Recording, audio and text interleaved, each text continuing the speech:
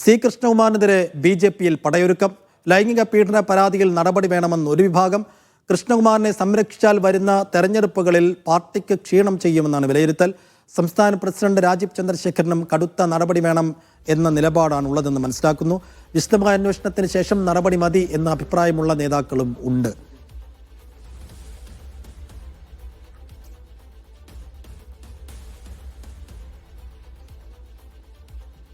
സാജിദ് അജ്മൽ പാലക്കാട്ട് നിന്ന് ഏറ്റവും പുതിയ വിവരങ്ങൾ നൽകും. സാജിദ്, BJP-ക്കകത്ത് വലിയ സ്ഫോടനാത്മകമായ സ്ഥിതിയാണ് ഇന്നലെ സി കൃഷ്ണകുമാറിനെതിരായ ലൈംഗിക പീഡന പരാതി ഉയർന്നതിന് ശേഷം ഉണ്ടായത്. കോൺഗ്രസിന്റെ വലിയ തോതിലുള്ള പ്രതിഷേധ പ്രകടനങ്ങളൊക്കെ കോൺഗ്രസ് പാലക്കാട്ടെ BJP ഓഫീസിലേക്ക് നമ്മൾ കണ്ടതാണ്.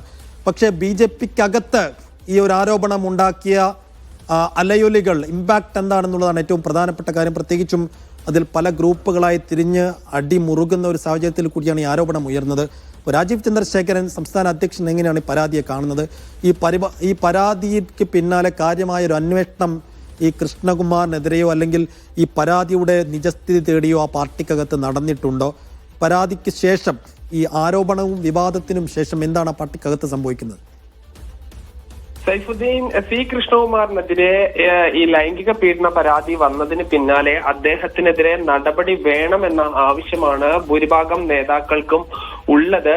ഇതിന് പ്രധാനപ്പെട്ട കാര്യം ഇപ്പോഴും ഈ വലിയ ചർച്ചയായിക്കൊണ്ടിരിക്കുന്ന രാഹുൽ മാങ്കൂട്ടത്തിനെതിരായ ഈ ആരോപണങ്ങൾ, പരാതികൾ, അത് നിലവിൽ കേസായിട്ടുണ്ട്. അതിന് മുൻപ് തന്നെ പാർട്ടി അച്ചടക്ക നടപടി എടുത്തിരുന്നു. യൂത്ത് കോൺഗ്രസിന്റെ സംസ്ഥാന അധ്യക്ഷ പദവിയിൽ നിന്ന് അദ്ദേഹം രാജിവെച്ചു.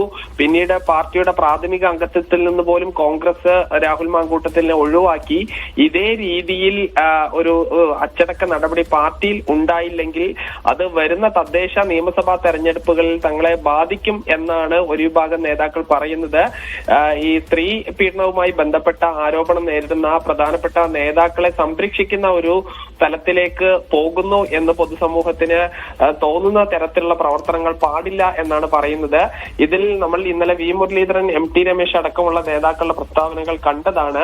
അതിൽ അവർ പറയുന്ന ഏറ്റവും പ്രധാനപ്പെട്ട കാര്യം എന്ന് പറയുന്നത് സംസ്ഥാന പ്രസിഡന്റിനാണ് പരാതി ലഭിച്ചിരിക്കുന്നത്. അതുകൊണ്ട് സംസ്ഥാന പ്രസിഡന്റ് അതിൽ ഉചിതമായ തീരുമാനം എടുക്കുമെന്നുള്ളതാണ്. രാജീവ് ചന്ദ്രശേഖരനും ഈ വിഷയത്തിൽ കർശനമായ നടപടി വേണം എന്നൊരു ആവശ്യം തന്നെയാണ് ഉള്ളത് എന്നാണ് നമ്മൾ മനസ്സിലാക്കുന്നത്. അദ്ദേഹം അടുത്ത ദിവസങ്ങളിലായി കേരളത്തിലേക്ക് മടങ്ങിയെത്തും.